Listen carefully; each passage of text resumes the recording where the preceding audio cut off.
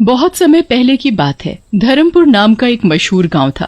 कोई भी आदमी उस गांव में अपनी बेटी की शादी करने से डरता था। उस गांव में एक दादी होती है जिनसे पूरा गांव डरता है, क्योंकि वो वहाँ की मुखिया होती है। गांव के लोग वही करते थे जो वो कहती थी। उनका एक राकेश नाम का पोता होता है, जिसकी शादी मालती नाम की एक लड़की से होती है।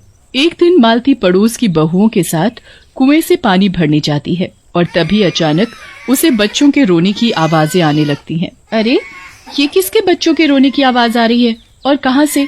मुझे तो यहाँ कोई भी नहीं दिख रहा। मालती थोड़ा आगे बढ़ती है।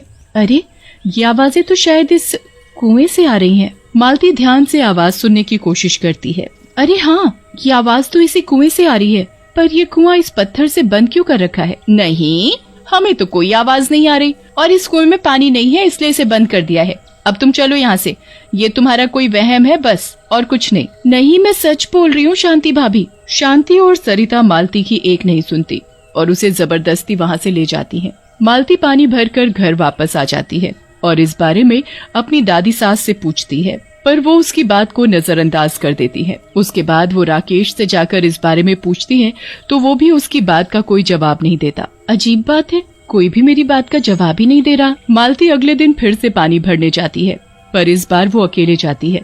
कल तो शांति भाभी और सरिता भाभी ने मुझे उस कुएं के पास ही नहीं जाने दिया, क्यों ना मैं आज जाकर देखूं। मालती अकेले ही कुएं के पास चली जाती है और फिर से उसे बच्चों के रोने की आवाजें आती हैं। मालती कुएं के और करीब जाती है और कान लगाकर ध्यान से सुनने लगती है। मैं हूँ ना, मैं तुम्हें बचा लूंगी बच्चों, तुम चिंता मत करो। मैं अभी इस कुएं के ऊपर से पत्थर हटाती हूँ। मालती अपनी पूरी जान लगा देती है और जैसे तैसे करके कुएं के ऊपर से उस भारी पत्थर को खिसका देती है। पत्थर के हटते ही उसमें से बहुत सारे भूतिया बच्चे बाहर निकल आते हैं और मालती के चारों तरफ हवा में उड़ने लगते हैं। ही, हम आजाद हो गए। आखिर हम इस मौत के कुएं से बाहर आ ही गए। अब हम उस बूढ़ी औरत से अपनी मौत का बदला लेंगे। अब हम सब कुछ उलट पलट कर देंगे। अब हमारा कोई भी कुछ बिगाड़ नहीं पाएगा।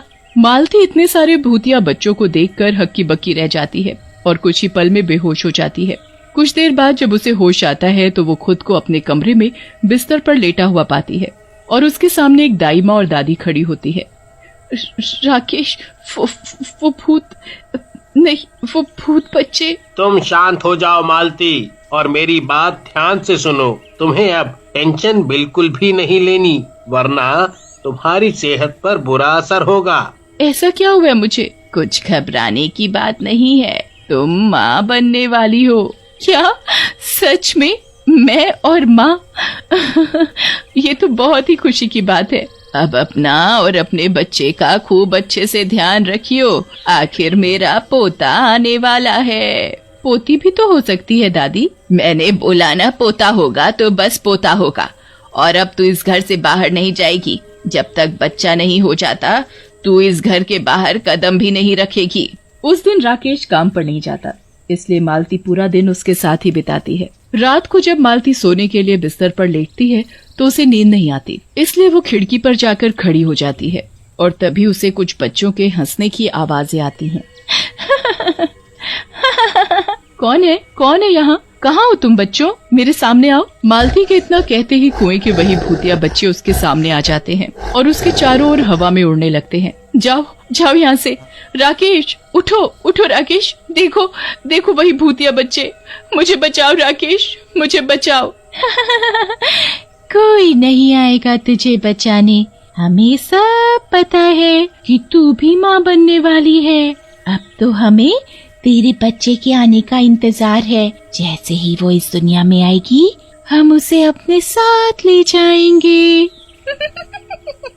ऐसा क्यों कर रहे हो तुम मेरे साथ? मैंने तुम्हारा क्या बिगाड़ा है? अब तो हमें मौका मिला है अपनी मौत का बदला लेने का। तुम ऐसे क्यों बोल रहे हो? प्लीज मेरे साथ ऐसा मत करो। मेरा बच्चा मेरे लिए सब कुछ है। पर उसे आखिरकार हम बच्चों में शामिल तो होना ही पड़ेगा। तुम उसे हमसे कभी नहीं बचा पाओगी। मालती जोर से चिल्लाती है और उसकी आवाज सुनकर राकेश की आंख खुल जाती है और वो भूतिया बच्चे भी वहाँ से गायब हो जाते हैं। क्या हुआ मालती, तुम चिल्लाई क्यों? वो भूतिया बच्चे यहाँ आए थे राकेश। वो कितने डरावने थे और वो मुझे बोल रहे थे कि वो मेरे बच्चे को अपने साथ ले जाएंगे। मैं उनको अपना बच्चा नहीं दूंगी। कुछ नहीं होगा हमारे बच्चे को मालती, तुम बिल्कुल चिंता मत करो। मैं आज ही दादी से कहकर पंडित से तुम्हें झाड़ा लगवाता हूँ, फिर देखना सब ठीक हो जाएगा। सच में? फिर वो मेरे बच्चे को नहीं ले जाएंगे ना? नहीं मालती नहीं, चलो अब चुपचाप सो जाओ। राकेश और मालती सो जाते हैं। अगली सुबह राकेश अपनी दादी के पास जाता है और उनको सारी बात बताता है। दादी, मालती बहुत परेशान है और ऊपर से वो भूतिया बच्चे जो उसे बार बार दिखते हैं। देख राकेश बेटा, जो भी हो उसे एक ना एक दिन सब पता तो चलना ही है। पर दादी, क्या हमारे साथ भी वही किया जाएगा जो सबके साथ होता है? इस गांव के नियम सबके लिए एक जैसे हैं, चाहे वो मेरा पोता ही क्यों ना हो। और हाँ, और तू ये उल्टी बात सोच ही क्यों रहा है? ऐसे सोच कि वो नौबत ही ना आए। जी दादी। राकेश वहाँ से उदास होकर काम पर चला जाता है। मालती घर में अकेली बैठी इधर उधर की बातें सोच सोच कर परेशान होती रहती है। उसे बार बार वही भूतिया बच्चे दिखते थे। वो सबको इसके बारे में बताती थी, पर पता नहीं क्यों कोई इस बात पर ठीक से जवाब नहीं देता था। उसे अक्सर वो बच्चे दिखते थे जो उससे हमेशा उसके बच्चे को ले जाने की बात करते थे। ऐसे ही 9 महीने बीत जाते हैं और मालती की तबीयत बिगड़ने लगती है। घर में सब बाहर गए होते हैं।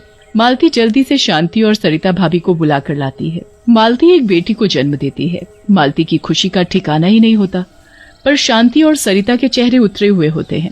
रात को जब मालती अपने बच्चों को खिला रही होती है तो वही भूतिया बच्चे मालती के कमरे में आ जाते हैं और उससे उसका एक बच्चा मांगने लगते हैं। नहीं दूंगी मैं मेरा बच्चा, जाओ यहाँ से।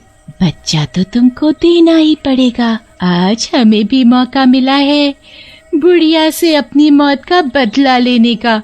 एक को वो मार देगी और एक को हम। आखिर तुम मेरी दादी सास को ऐसे क्यों बोल रहे हो? वो तो इतनी अच्छी है। जल्दी तुम्हें पता चल जाएगा तुम्हारी दादी सास का सच। कौन सा सच? तुम्हें दादी का कौन सा सच पता है? उनकी वजह से आज हमारी ये हालत है। उन्होंने हमें मार डाला। ये क्या बकवास है? वो बहुत अच्छी है। अच्छी है? तो तुम्हें किसी ने क्यों उस कुएं के बारे में सच नहीं बताया? क्यों छुपाया तुमसे? रहा होगा कोई कारण। नहीं, उन्होंने ही हमें मरवाया है। जब भी इस गांव में किसी की लड़की होती है तो उसको उस मौत के कुएं में फेंक दिया जाता है और उसे मार दिया जाता है, क्योंकि वो लड़की है, बस इसलिए। और जब लड़का होता है तो खूब जश्न मनाया जाता है। और ये सब किसके कारण शुरू हुआ पता है? तुम्हारी दादी सास। नहीं, ये सब झूठ है। अगर ये बात सच हुई तो मैं इनको खुद सबक सिखाऊंगी। अगर मेरी दादी सास ने ये सब किया है तो अच्छा नहीं होगा। हमें तुम पर यकीन नहीं? आखिर मेरी भी तो एक बेटी हुई है। मेरे दोनों बच्चे मेरे लिए बराबर हैं। मैं एक को कैसे मरने दे सकती हूँ? मेरा यकीन करो, मैं ये सब रोक कर रहूंगी और आगे से इस गांव में किसी बच्ची को मारा नहीं जाएगा। ठीक है, हम तुम्हें एक मौका देते हैं। इतना कहकर सब भूतिया बच्चे वहाँ से गायब हो जाते हैं। सुबह होते ही जैसे ही सब लोग घर आते हैं, मालती के बच्चों को देखकर बहुत खुश होते हैं। पर दादी दोनों में से लड़की को उठाकर कुएं में फेंकने जाती है तो वहाँ पहले से ही मालती के पापा पुलिस वर्दी में दूसरे पुलिस वालों के साथ खड़े होते हैं। तुम्हारा ये खूनी खेल अब खत्म दादी माँ, अब तुम जेल जाने को तैयार हो जाओ। ये सब क्या है मालती? तेरे पापा और पुलिस? मेरे पापा पुलिस कमिश्नर है दादी। मैंने ऐसे ही इस घर में शादी नहीं की थी। आपके खिलाफ ना कोई सबूत था और ना कोई आपके डर से आपके खिलाफ गवाही देता था। आज यहाँ सबूत भी है और मैं खुद गवाह हूँ पापा। यही है वो कुआं जिसमें इस गांव की बच्चियों को फेंका जाता है। मालती के पापा अपने साथ लाए कुछ लोगों को कुएं में भेजते हैं तो वहाँ उन्हें छोटी छोटी बच्चियों की लाशें ही लाशें मिलती हैं। सारी लाशों को बाहर निकाला जाता है। तभी वहाँ सारे भूतिया बच्चे भी आकर हवा में इधर से उधर उड़ने लगते हैं। इसने हमें मारा है, ये हमारी कातिल है। सब लोग ये दृश्य देखकर हैरान रह जाते हैं। देखो, आपने कितनी बच्चियों की जान ली है। इनसे पहले तो आपको मरना चाहिए, क्योंकि आप भी लड़की पैदा हुई थी तो आप कैसे जिंदा रह सकती हो? और आपको अपने बेटों की शादियां भी नहीं करनी चाहिए, क्योंकि वो भी तो लड़कियां ही ब्याह कर लाएंगे। मालती के पापा मालती की दादी सास को पकड़कर ले जाते हैं और उसके बाद कभी किसी लड़की की हत्या नहीं की जाती।